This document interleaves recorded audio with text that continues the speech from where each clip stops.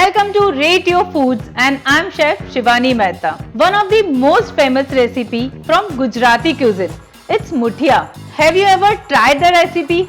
So this is a very easy peasy recipe. We are going to use Indrani rice along with some flour, some seasonings, and we are going to boil it by making a roll.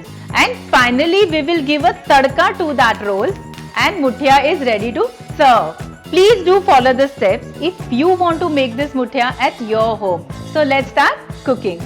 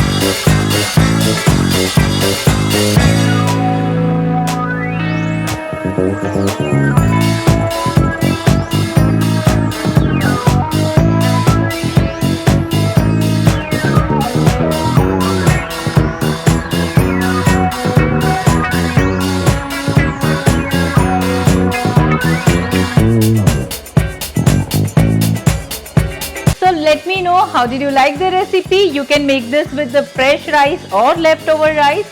Also do recommend our social media pages of Rate Your Foods to your friends and family. Thank you so much.